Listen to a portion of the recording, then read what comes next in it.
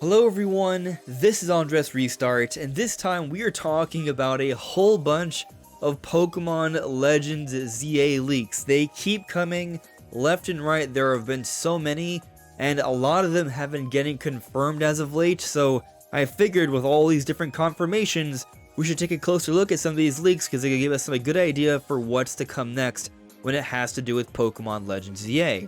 Now, a couple disclaimers here.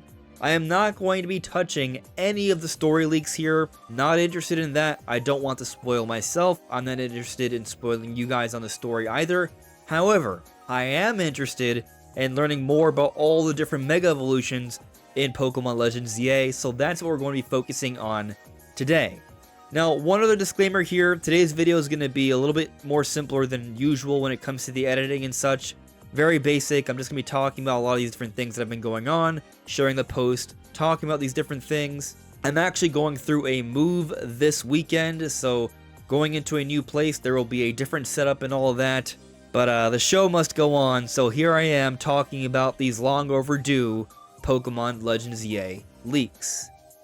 So a lot of this is coming from Central, or at least he's the person who's reporting on this. I'm sure he has access to some sort of forum somewhere where he's gotten all of this information.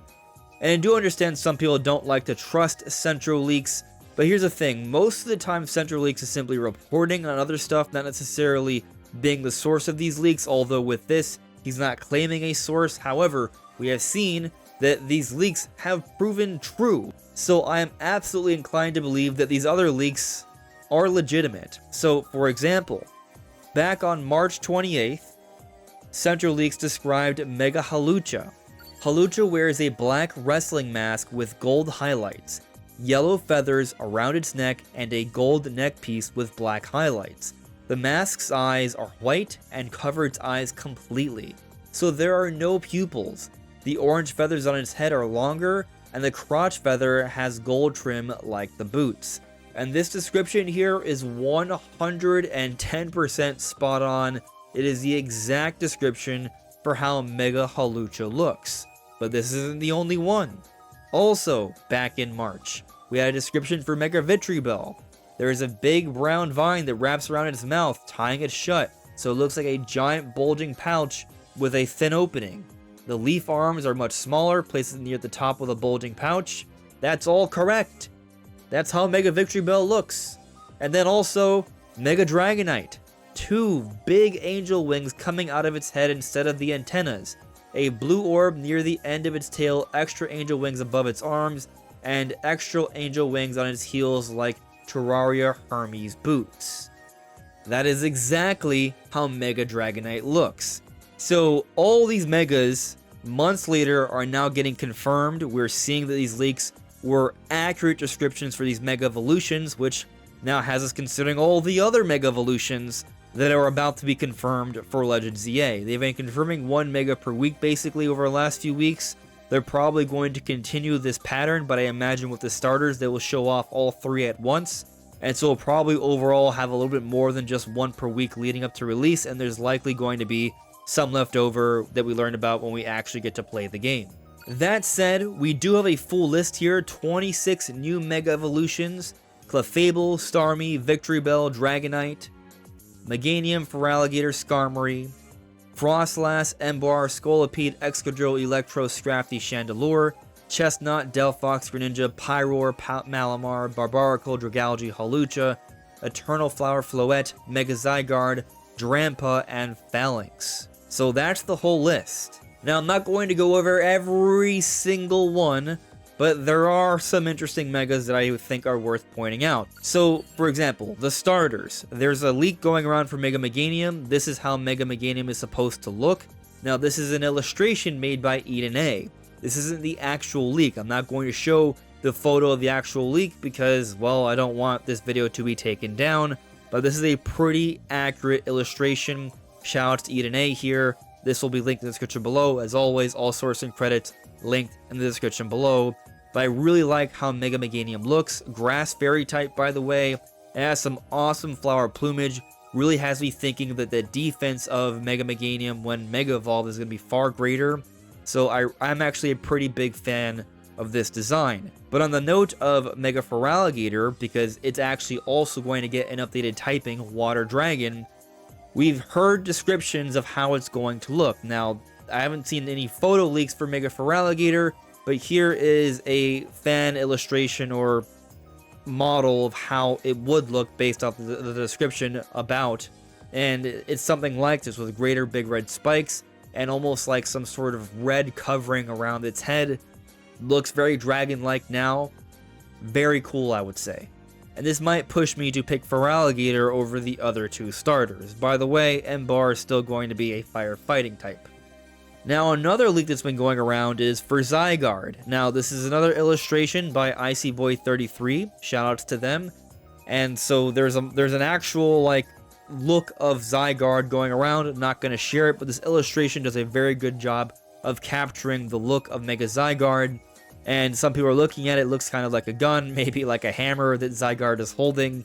It kind of reminds me of the designs for Origin, Palkia, and Dialga, which seem to sort of be abandoning like normal functioning appendages.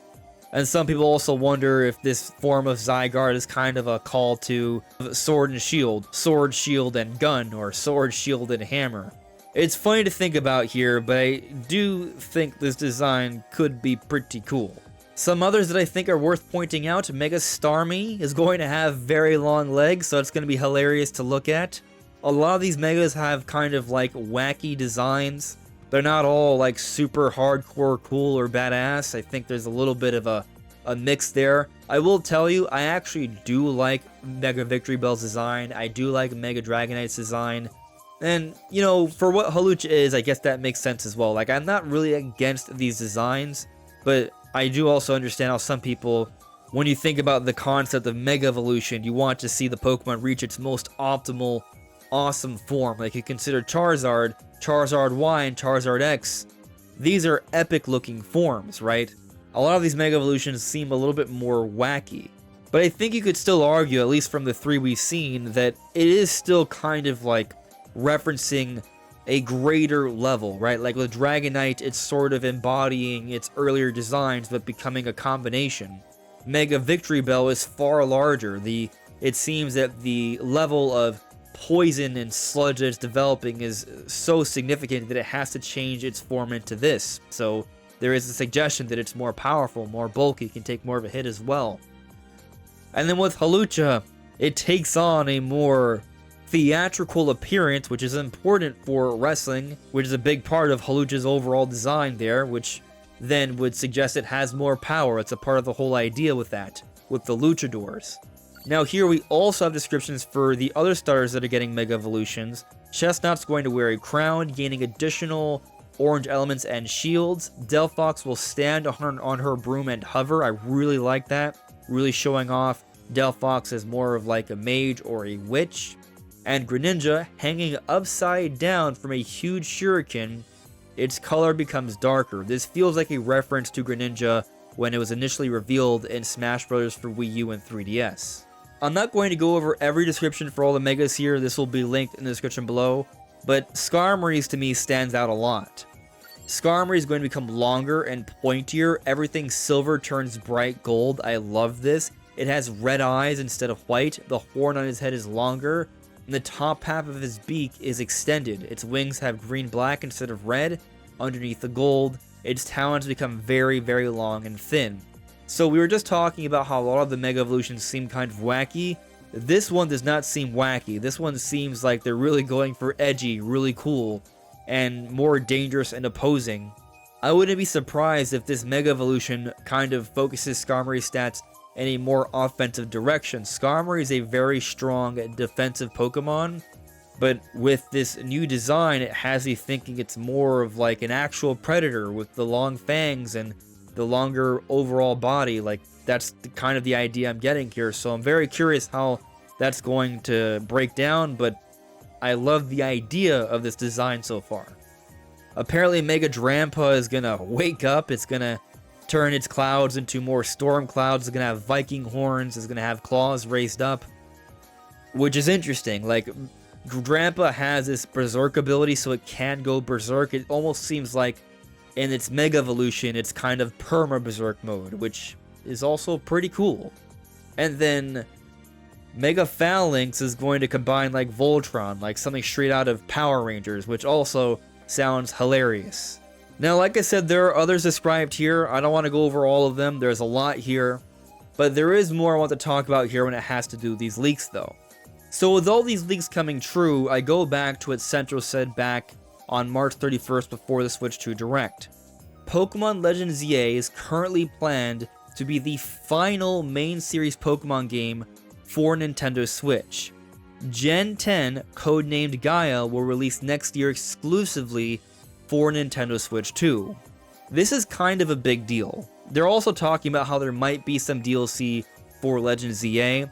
I imagine it wouldn't be super significant DLC because with Arceus the DLC was a free update. And with Gen 10 slated to come out late next year, at least from what we're being told and what we've heard and what makes sense, you would think the DLC wouldn't be so substantial. However, next year is Pokemon's 30th anniversary. So they may be aiming to go a bit bigger here, and there might be a little bit more content than usual for Pokemon, especially given that last year we had a break year. But what's interesting about this even more so is that initially there was this Terra leak, right? And we had heard that they were working on a Switch 1 and Switch 2 version for Generation 10 and just a Switch 1 version for Legends Z-A. But now, as we've gotten more information from these leaks and official announcements, there is a Switch 2 edition for Legends Z-A, which we did see evidence for in an updated version of the leak later on. But what we also have heard more recently is that there's no longer plans to have a Switch 1 version for Generation 10. So by the holidays next year, Pokemon Company Game Freak are going to be focusing only on Nintendo Switch 2. And I find this interesting because right now they are hard advertising the Nintendo Switch 2 edition for Legends Z-A. They're not really focusing too much on the Switch 1 version. Now, the Switch 1 version is still out there, it still exists, but they keep harping on the Switch 2 edition, which is the most presentable version of the game. That makes sense, but that's what they're hard marketing here, even though technically, most likely, this game, Legends Z-A, is going to sell more on Switch 1 because of how many people own it, and also considering that it's Pokemon, I don't think that many people are going to necessarily want the most visually impressive, best performing version of Pokemon. That's not really the kind of audience. I'm generalizing here. Obviously, there are exceptions. I'm going to play Legends Z-A on my Switch 2, for example. So, what I am saying here is that myself personally, I think I'm in the minority. And yes, Legends Z-A will probably sell better on Switch 1, but still, they are pushing towards the Switch 2 version. That's what they're focusing on here, and it seems like they're very quick to adopt towards the future. And this is kind of a first for Pokemon because usually they wait a couple years before they start making exclusive games for the new console. They usually do the whole backwards compatibility thing where they make it for the prior console and it might have slightly better performance on the new console, but that's pretty much it. It's the same game, and there isn't really a priority in terms of marketing it for the new console. But here we're seeing a priority of marketing the Switch 2 edition of Legends Z-A, and it's more than just slightly better performance. It's running at 60 frames per second, a higher resolution. It looks a lot cleaner. So it's a more substantial improvement over the version on Switch 1 compared to how it's been in the past. And now we're hearing that next year, they're already going to be moving on to making Pokemon exclusively for Switch 2, which I find to be very, very fascinating. And I wonder if this has something to do with some sort of deal Nintendo struck with Pokemon Company and Game Freak here. Perhaps that's why they've made this transition. Maybe Nintendo's really banking on an exclusive Generation 10 30th anniversary Pokemon release to really push Nintendo Switch 2 early on. I think that would probably help out a lot. And by holidays of 2026, the Switch 2 will have been out for a year and a half, so there will certainly have been more opportunity for more people to pick up the console. The install base will be larger, probably not as large as Pokemon Company and Game Freak are accustomed to, but still more sizable, and a lot of people ready to pick up the console immediately, and I assume Pokemon would really be pushing hardware next year. And what makes this more interesting to me is that it makes me hopeful that the next Pokemon game is going to see a more substantial leap, because so far, I mean, Legends Z-A, I appreciate it's running at a smooth frame rate and a higher resolution, but visually it is quite simple, and I do feel like the overall art style leaves something to be desired. But I'll speak more on that another time for its own dedicated video, because that's an entirely different conversation. But what do you guys make of all these leaks for Pokémon Legends Z-A? Let me know in the comments below. This is AndresRestart. Thank you so much for listening and watching, and I will see you all really soon. Take care. Bye.